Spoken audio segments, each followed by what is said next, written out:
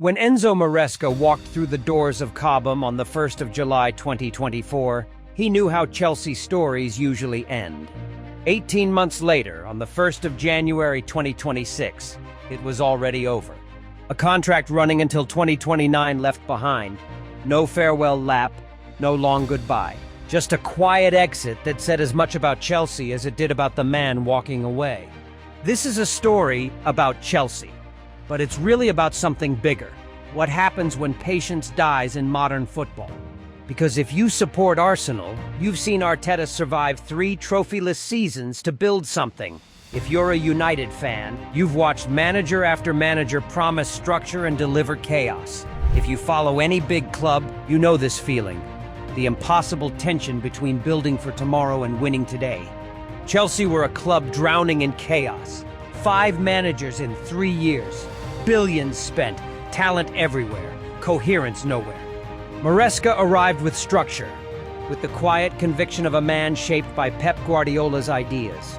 What followed was a 2-season journey of belief and brilliance, of trophies and tension, and of a truth every big club keeps relearning, that even success has a breaking point. The system. From day one, players spoke about clarity.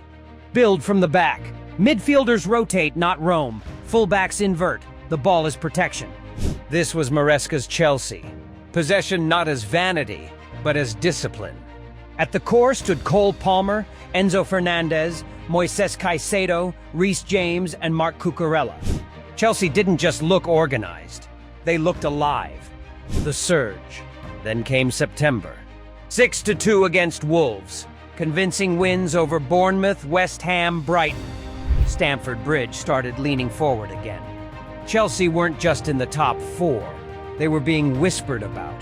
Title conversations crept in. Maresca collected Manager of the Month. For the first time in years, Chelsea weren't reacting to games. They were dictating them. The fade. Then came the drop-off. From December to February, 2 wins in 10 Premier League matches. The ball still moved. The structure stayed intact. The results vanished. Chelsea dominated games, and lost them anyway. It's the same pattern we've seen everywhere. De Zerbi at Brighton, Postecoglou at Spurs in his 2nd season. Even Guardiola in his 1st year at City. Beautiful football that suddenly stops winning.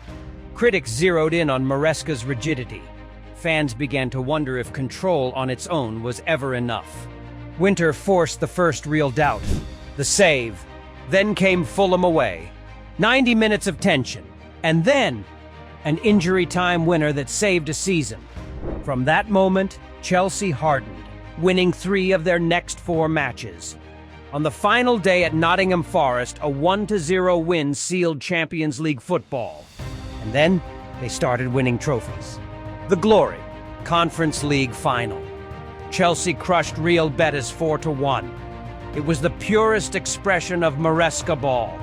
Calm in possession, ruthless in moments. Weeks later, Chelsea dismantled PSG 3-0 to win the Club World Cup.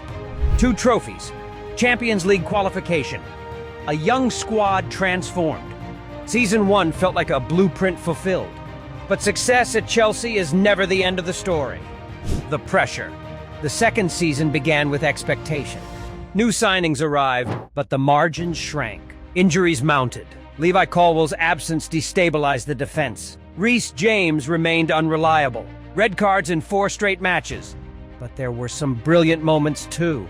A 3-0 demolition of Barcelona. A last-minute winner against Liverpool that had Stamford Bridge shaking. 3 wins in November and a heroic draw against Arsenal.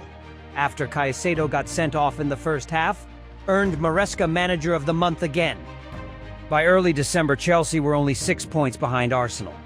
The title wasn't a fantasy, it was a possibility. And then everything unraveled. By the end of December, the season was bleeding points. 1 win in 7, top 4 slipping away. The high points made the low ones hurt even more. The break. But the cracks ran deeper than results. Behind the scenes, Maresca's relationship with Chelsea's medical department had deteriorated. Disputes over player fitness became frequent. Players Maresca wanted available were being held back.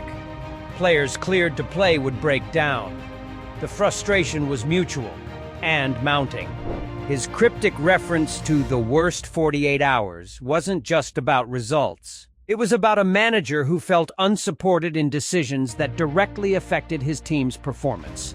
The stadium mood changed. Boos replaced belief. Support fractured, not against him, but against the direction. The end.